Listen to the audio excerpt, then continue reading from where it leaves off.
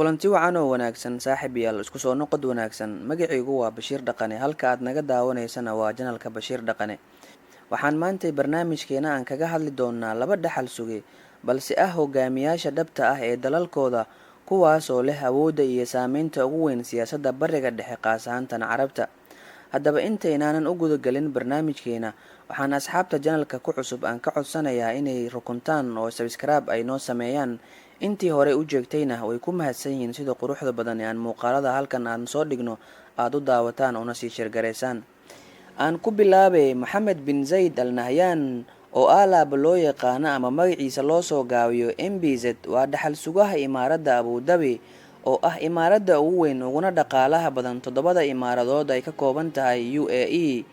waana imaaradda leh awoodda ugu sareysa dalka oo mar walba amiirkeedu yahay madaxweynaha dalka Mohammed waa 57 jir kamid wiilashii uu dhalay aasaasihii ahaana madaxweynihii ugu horeeyay midowgii imaaradaha Carbeed ama wadanka Imaaraadka waa Zayd bin Sultan kaasoo loo tixgeliyay inuu yahay aabaha qaranka sanadii 2003 ayuu aabihii oo markaas wadanka maamulaya u magacaabay ku-xigeenka dhaxal sugaha imaaradda Abu Dhabi sanad kadib 2004 waxaa geeriyooday aabihiis waxaana xilka amiirnimo iyo madaxweynenimo la wareegay walaalkii ka weyn oo markaa dhaxal suga ahaa waa Khaliif bin Zayed Al Nahyan xilligaas Mohammed waxa uu si toos ah u noqday dhaxal sugaha Abu Dhabi waxa uu kaloo noqday ku-xigeenka taliyaha guud ee ciidamada qaranka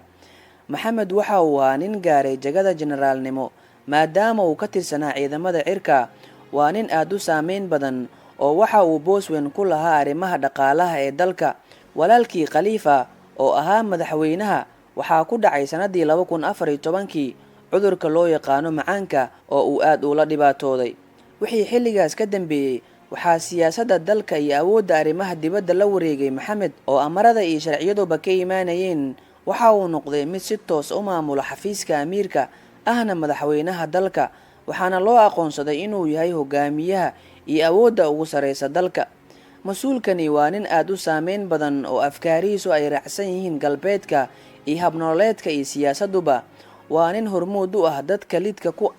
dhaqdhaqaaqyada islaamiga waxaa la xusaa inuu hormuud u ahaa daciifintii awoodii ikhwaanka ee Masar iyo ururo kale waa nin saaxiib dhow la madaxda galbeedka waxaa kaloo la xusaa inuu qayb weyn ka qaatay ololihii doorashadii Donald Trump ee Mareykanka sidoo kale waxaa la xusaa inuu qayb weyn ku lahaa in Rex Tillerson oo ahaa xogiyihii arrimaha dibadda ee Mareykanka xilka laga qaado loona dhiibo Mike mas'uulkani waa nin alaaba hormuud u in wadamada Carabtu ay la jaan qaadaan siyaasadaha iyo sharciyada galbeedka waxauna waqti iyo hanti badan ku bixiyaa in Carabtu ka gudubto nidaamka diimiga ayna raacdo sharciyada aadamuhu ay degsatay oo ay maanta dunida isku maamusho waxaana laga garan sida imaaraadku u yahay dal wax badan ka gadisan dalalka kale ee Carabta Mohammed waxa uu kamid yahay dadka aadka ugu soo horjeeday nidaamkii uu Sacuudiga isku maamulayay sanadaha aadka u badan waxa uuna in badan isku dayay inuu hab sharciyeedka dalkaas isbedel ku sameeyo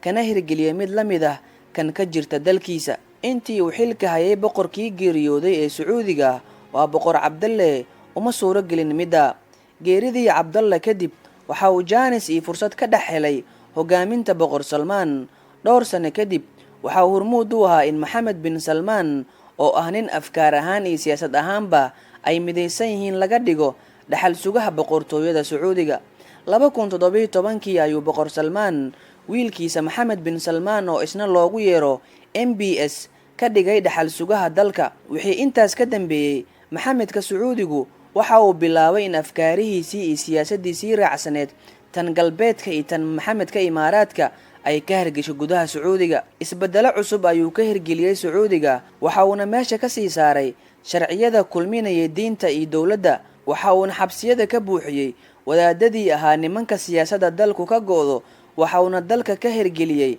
barnaamijyo loo arkayo musiibo iyo wax dalka mamnuuc ka waxa si xawli ku socda isbedelka ku yimid hanaankii maamulka ee Sacuudiga arrimahan oo dhan waa kuwa uu aad u daneynayay Mohammedka Imaaraadku waana siyaasadihii uu ku taamayay in Carabtu hiigsato waana siyaasad la mid tan ay ku dhaqmaan dalal uu ka mid yahay Turkiga iyo Malaysia iyo dalal kale labadan Mohammed ayaa loo arkaa inay yihiin niman aad u saameyn badan oo bariga dhexe awood ballaaran ku leh. maxamedka Sacuudigu waxa uu si gaar u maamulaa hanti lagu qiyaaso inay kor u dhaafayso 808 bilyan. waxaa kale oo isna hanti badan oo intaa ku dhow maamula maxamedka Imaaraadka.